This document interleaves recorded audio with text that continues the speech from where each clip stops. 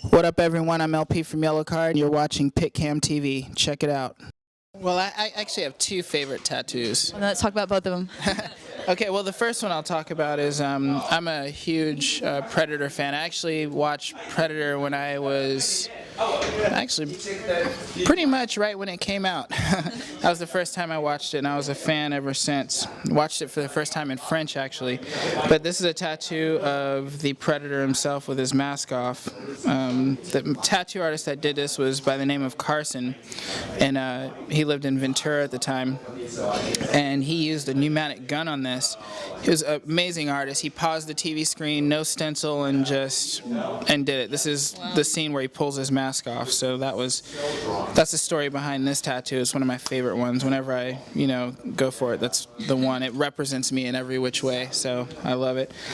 The second tattoo I have that's one of my favorite tattoos is actually, he was a friend of mine before he was, murdered, killed, and that was Dimebag Darrell from the band Pantera.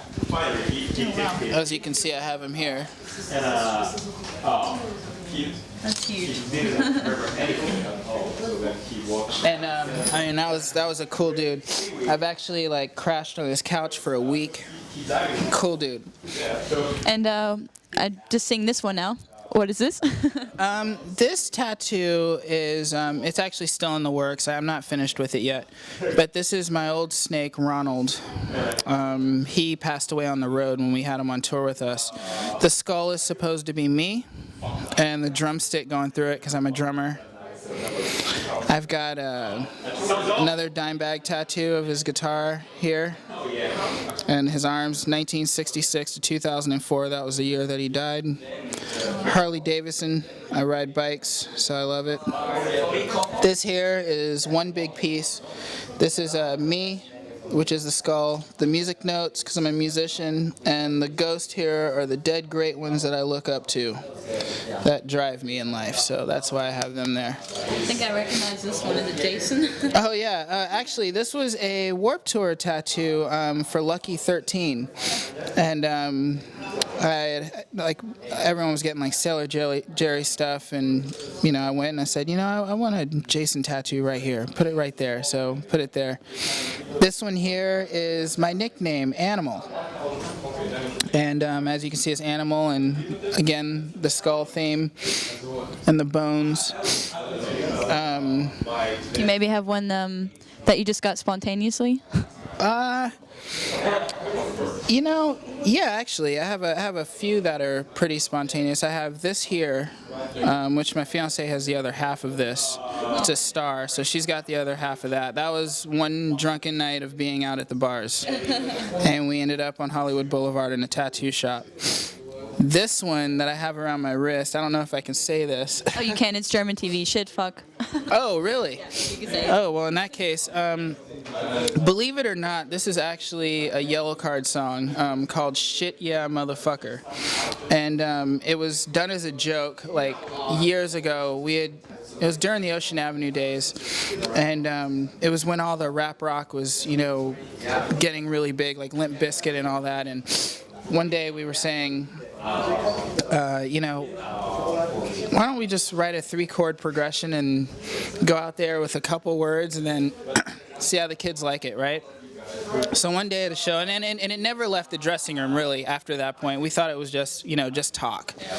With my band, a lot of things sometimes will be talk, and then we'll get on stage, just, it doesn't really happen. But in this instance, we got on stage, and we were in Jacksonville, Florida, and home of Limp Bizkit. And which they're cool dudes, but we're on stage, and then next thing you know, I just between songs I started playing a drum beat, and Ryan started playing a guitar. Next thing you know, the lyrics were "Shit Yeah Motherfucker," and the entire crowd started jumping and screaming. So every show after that, I guess after the internet picked up and kids were saying what's that song? Kids actually started requesting to hear "Shit Yeah Motherfucker." So I was like, okay. Did you guys get it bleeped out all the time, or? That I don't know. Excuse me, I'm battling my weather. It is cold outside. So yeah, and then animal. Oh wow, did that one hurt? Actually, didn't feel that at all. Really? That was the least of pain, was getting this. That one was just, sometimes I get ink done when I'm in a town and I have friends, and I want to get something done. I just get stuff thrown on. This was done. This is also one of my favorite tattoos. I have a lot of favorite tattoos. They're all kind of my favorites.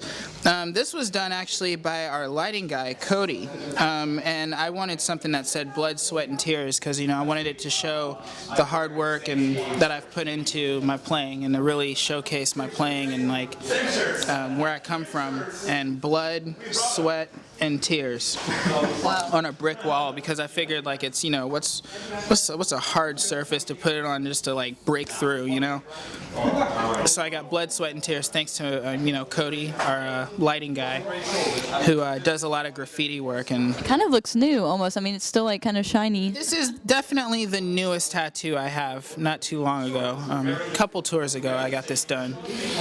And then let's see. Oh, I got one that's a story for you. So we were in Washington, D.C., and this guy here.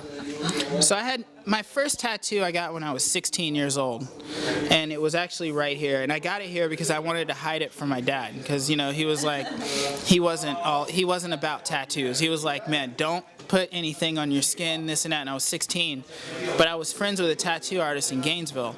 So one night we went over to his house, and he said, let me put a tattoo. So he put a tattoo here, which was a skull juggling around anarchy signs. So one night in Washington, D.C., many years later, I was in the back lounge of the bus getting hammered, and we had this tattoo artist named Buzz come out. And I had just gone to Best Buy and gotten a ton of DVDs. When you're on tour, one thing you do is get movies. When you're driving, you want something to do. So I had the movie It. I was gonna say, I recognize it, yeah. And I was hammered, and I said, you know what, put It right there. And he said, okay. So he put It there. I woke up the next morning. I'd completely forgotten that I had this done, and I peeled my leg off of the sheets, and there it was. Oh wow. So You didn't even want that, or? well, I asked for it, so at the time I definitely wanted it, which I still do. Now it has a story, so I love it. And I see you have one here. I'm not sure if it connects to the Predator. Yeah, this is an important one here. This was actually my second tattoo I've ever had done. It's a yellow card tattoo, and it's a Y and a C for yellow card. I've had this redone probably 5 times already just to keep it darker, because I had it done when I was 17 years old. So Are most of these done when you were 17, or? a couple of them, excuse me. A couple of them are. And then this one here, this is a yellow card tattoo, and I'm a Slayer fan. So I wanted the Slayer logo they have, and then I put YC inside instead of the Slayer logo. Do you guys have a band tattoo at all, or? I mean, does anybody else have the yellow card sign, or? Ryan does. Ryan has one on his arm. He's got a lot of superheroes and stuff. He's like the opposite. I have a lot of Predator and stuff like that. He has superheroes. And who else? I think that's it. Are you guys planning on getting a band tattoo? I don't think we'll ever get a band tattoo that's in unison. I think for us it's more personal. So I think when it comes to ink, we get things that we each individually want that represents. I'm the metalhead in the band. I listen to a lot of Slipknot, Pantera, Slayer, Sepultura, a lot of Hatebreed, Suicide Silence. Those are the bands that I grew up listening to and loving. And for me, it's it's a passion. It's an art form. You should get something that you really love and want to represent who you are, as a person. And because it's there for life. Once you have it, it's a piece of you that travels with you. People see it. It's almost like having dreadlocks. It's a piece of you. It's for life. So whenever I go out and get ink done, with any artist, I always tell them, I'm like, I give them an idea, and then I say, I want an idea. This is my idea. Now put your touches to it. You know what I mean? Because it's the artist too. You know what I mean? So everything has its own meaning and its own look, and it's original to its own. Like no one else has a duplicate of my ink. And what does your dad say now to all of your tattoos? He's lost control of the ship. Don't come back in this house ever. Yeah, he's lost control of the ship at this point. I mean, I think I'm pretty well covered. This one is the alien from Aliens. If you can see the head here. Wow. And this is the alien's mouth. This is still in the works of being finished. Yeah, that was the next question. What's your next tattoo? But actually, my next tattoo, I'm gonna start the work on it when we get home from this tour. I'm getting my entire back done. It's gonna be an animal from the Muppets playing a double bass drum kit, all metalled out. And on the top, it's gonna be a lighting rack, like he's on stage. Yeah. So. You think that'll probably be the biggest and longest tattoo that you'll have to go through? Probably. Yeah, probably. Other than my ribs, yeah, probably. Oh, you have something on your ribs as well? Or? Oh, okay. I'm starting with my back first. Well, thank you for the interview. You're very welcome. Thank you. We usually kind of let the fans feel out what the singles are going to be instead of us now. Okay. Like, we used to be like, oh, this is one's going to be it. This one's a single, and then, right? That's a single. And then, we get proved wrong by, the actual live show. That's the real test.